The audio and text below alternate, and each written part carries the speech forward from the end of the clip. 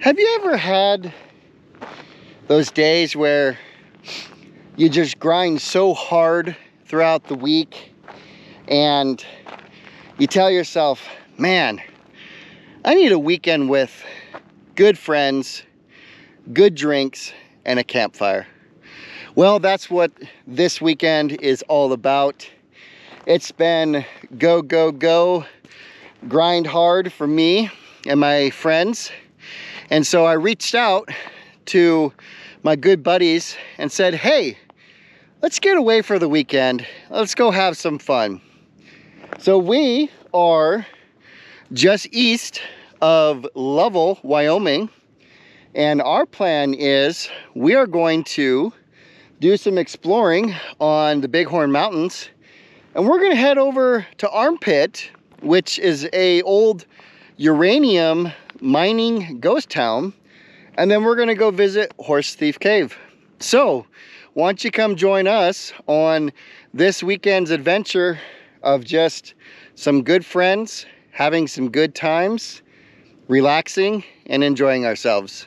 So hey, come join us. Let's go have some fun and have an adventure.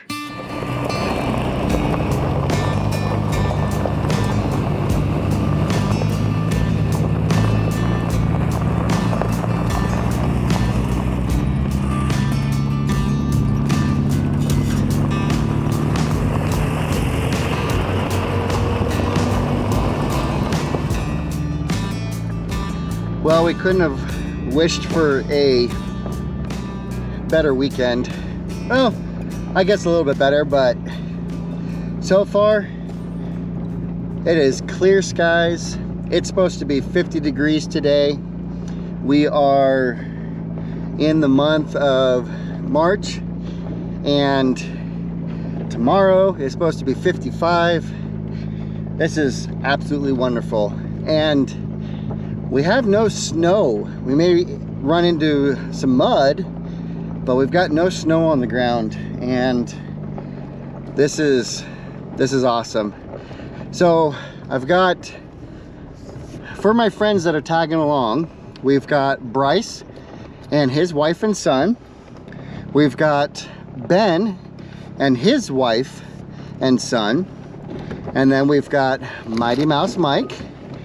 And then we've got Will and his two boys.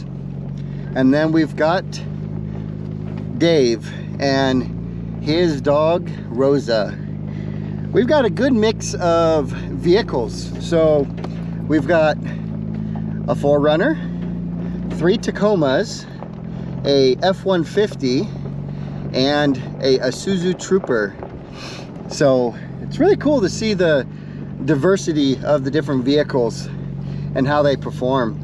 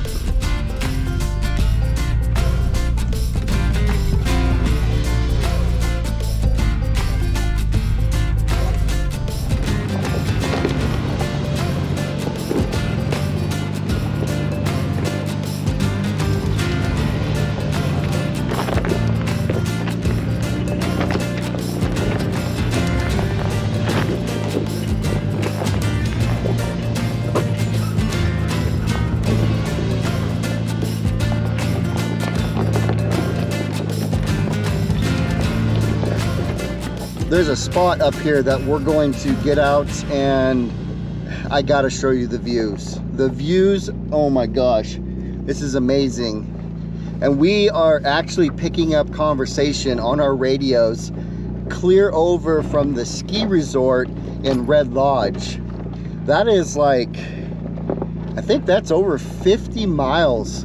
I want to say that's probably close to 75 miles away from where we're at right here. But it's just a streamlined, straight shot all the way to the ski lodge. So it's pretty cool. But yeah, I'll show you guys the view when we get to the top. It's pretty spectacular.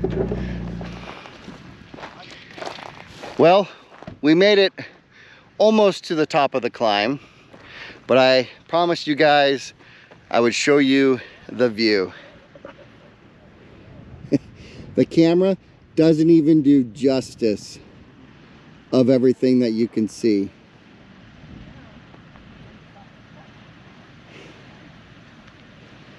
I mean, look how awesome that is.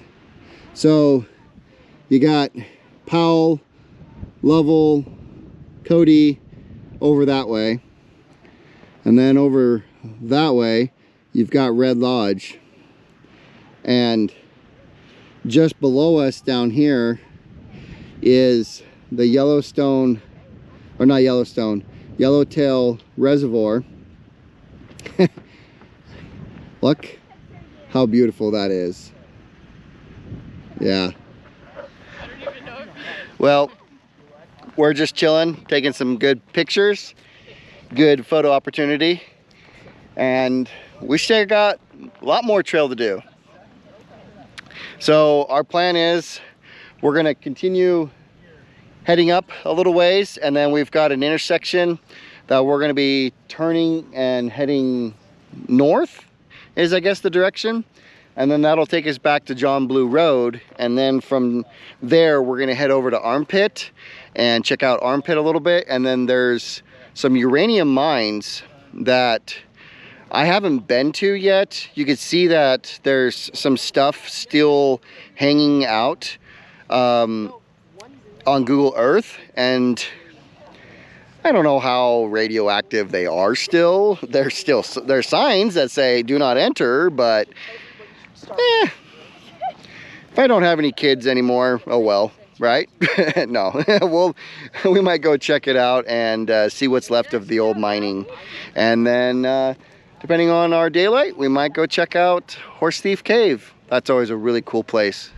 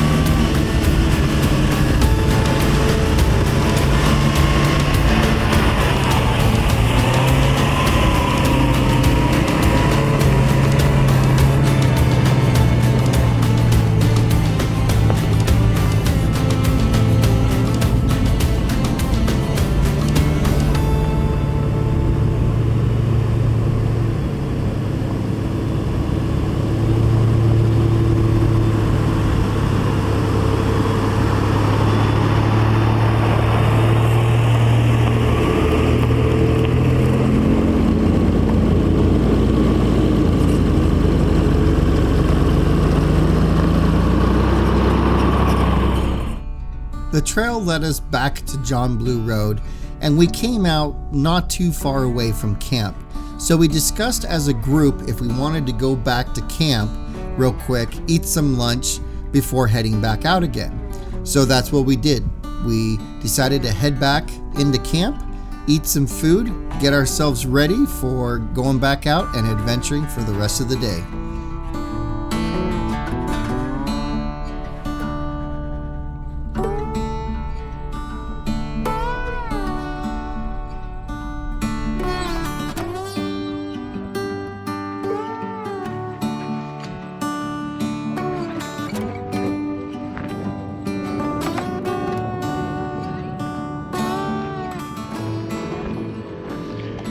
Well, we decided that we were going to change things up a little bit, and we came back to camp.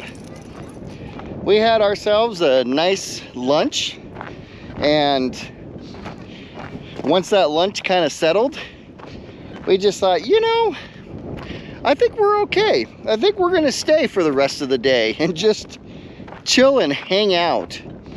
And so what we're going to do right now is I'm walking with the group,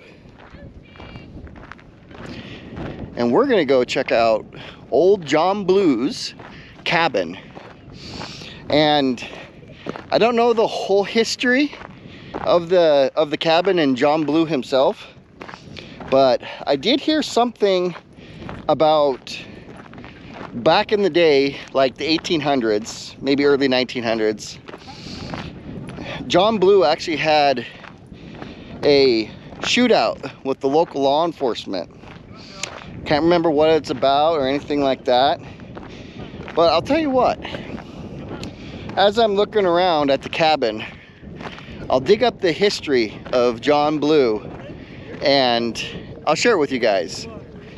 But we've got about a 15-minute hike, and we're gonna go check it out and just enjoy ourselves. And we got a good group of people, lots of kids. The kids are having fun. We're just making this a good family weekend. John Blue came to the Bighorn Country following World War I. He claimed to have deserted the German army and made his way to the United States via Cuba and Mexico. Blue worked for a while as a blacksmith before turning to coyote trapping in order to make a living. He also raised a garden and hunted deer to put food on his table. Spending much of his time as a hermit, Blue became increasingly suspicious of people after his cabin burned. He believed that his neighbors may have been involved in setting the fire because they were plotting to kill him. He built a stone dugout for quarters, complete with a makeshift periscope to watch for trespassers. Unfortunately, it did not work. One day, he discovered poison in his oatmeal. This led to a paranoia. Blue did not take into account that he kept the poison to kill coyotes, or the fact that it probably was scattered into his food by mice and rats that were his only company in the dugout. Blue then moved to the small town of Lovell. As his paranoia worsened, he got a friend to write letters to members of Congress and the president himself, stating that people were out to get him. Blue finally decided to take matters into his own hands. Hitching up a horse, along with a couple of pack animals, he set off for Washington to speak with the chief executive personally. He made it to Worland, 70 miles to the south. A friend was called to come get him. Blue was taken to the county courthouse, where he had promptly pitched a tent on the lawn. Finally, the friend, Christian Lynn, escorted him back to Lovell. Following the incident, John Blue was committed to the Wyoming State Insane Asylum, where he committed suicide. Found their new home. You guys are camping there tonight? Yeah. Sweet. Pretty good. Just pull up the sleeping bags there. I'm keeping the sleeping bags. So Dad, I'll only stay up here if you have a fire right there. Nope, you guys gotta rough it out, just like Mr. John Blue used to have to. Yeah, we can make like a fire right here.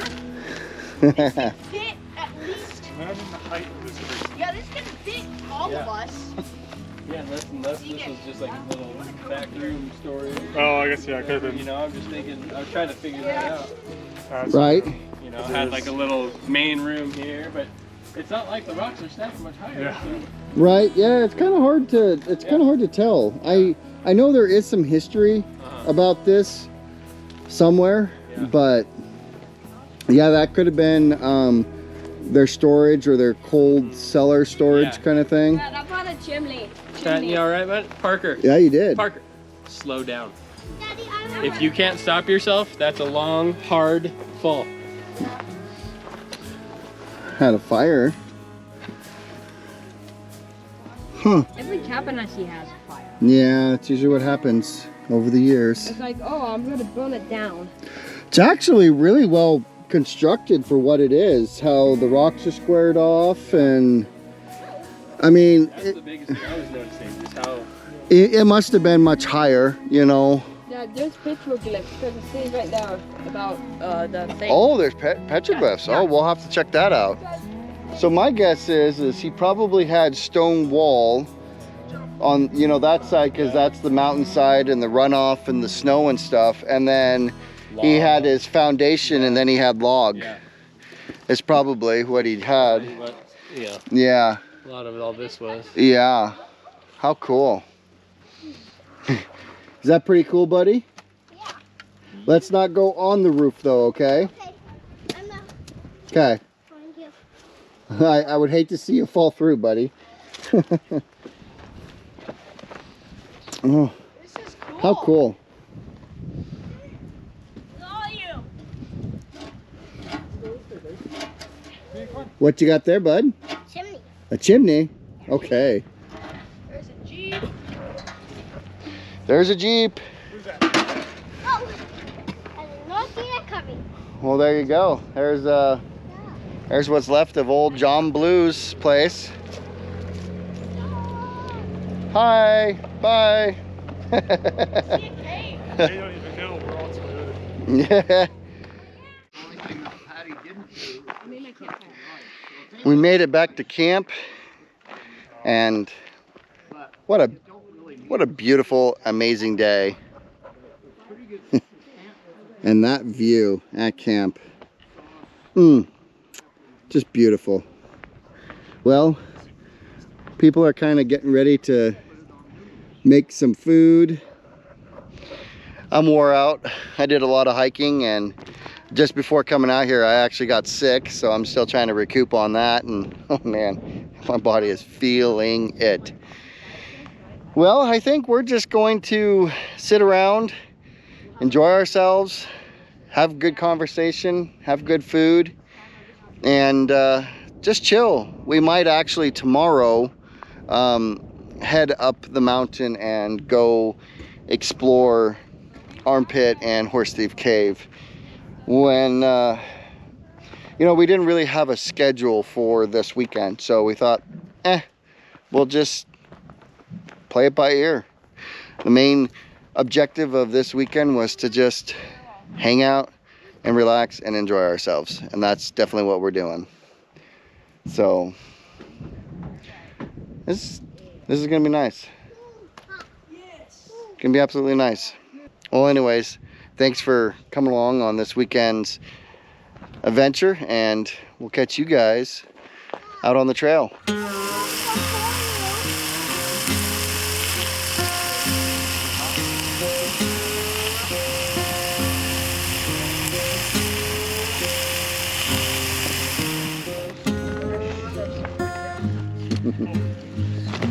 Can they do it? First We time should they find get some sagebrush. Sagebrush is burnable.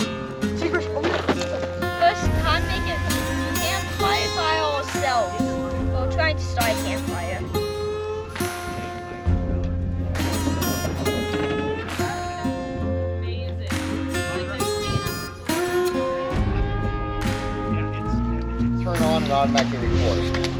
So now it's just recording. Liam, can you say hi? Hi.